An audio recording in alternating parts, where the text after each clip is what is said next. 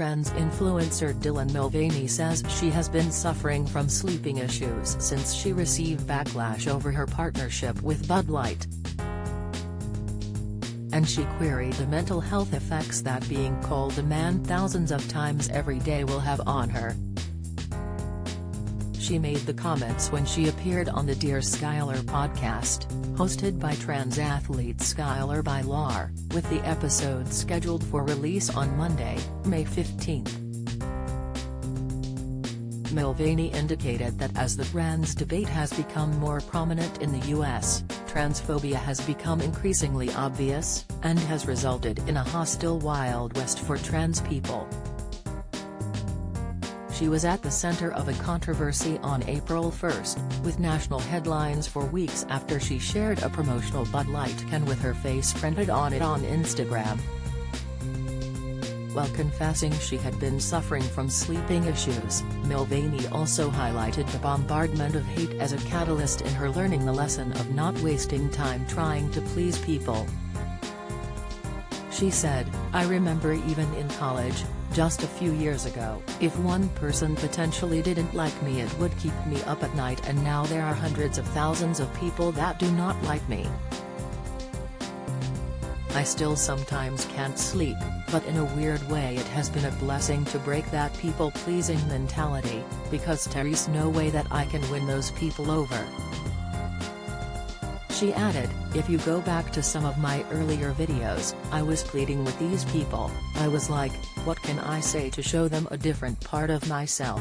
What can I do?" Host Bylar, who was the first transgender athlete to compete on an NCAA Division I men's team, shared his own experiences of criticism, and observed how his guest had appeared in the news. "You've been on the headlines a lot recently," he said. "Sometimes it's good, but a lot of times, I'm not going to tell you the headlines, a lot of times it's not so good." "Oh, I know," Mulvaney responded, before explaining how bad coverage influenced her and her withdrawal from social media.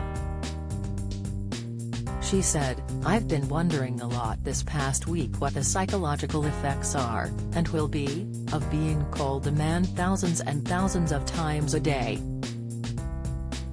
Mulvaney said that not listening to the negative comments had the bad consequence of muting those that were giving her support. "I want to be accessible to the right people, but in other ways, if one person ruins it for us all I can't check the DMs, or I have to limit the comments." Don't miss: puberty blockers can be given to kids age 12, Scott's regulator says. Inside: hate crime charges after man defecates on pride flags in New York restaurant. Latest: she added that dealing with hate had caused her to build resilience, but that she wanted to maintain her sensitivity. She said, "What would make me more sad than anything is if I was too hardened as a person or become jaded or not care, because I care so deeply that I like that part of myself. Sometimes I think that we need to find a balance there." Last month Bylar had fellow trans swimmer Liam Thomas on his podcast, in which they discussed the storm surrounding trans female athletes competing on women's sports teams. Following the Mulvaney partnership, figures have revealed that Bud Light sales have plunged across the U.S. Sales of the U.S. #1 brand has dropped in all regions of the country, data from Beer Business Daily has shown. Rocky Mountain states sales have fallen the most, 29%, with South Atlantic, West North Central and East South Central all plummeting 25%. But brands have continued partnering with Mulvaney, as just 3 weeks following her Bud Light promotion, cosmetics company Maybelline sponsored a video posted to her TikTok.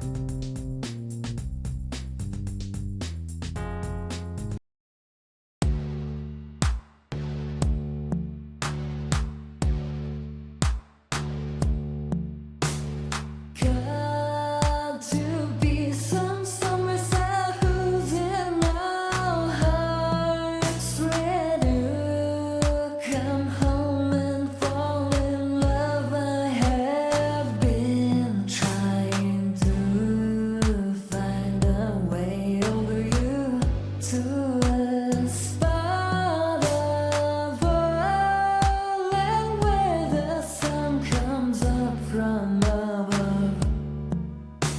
I'll take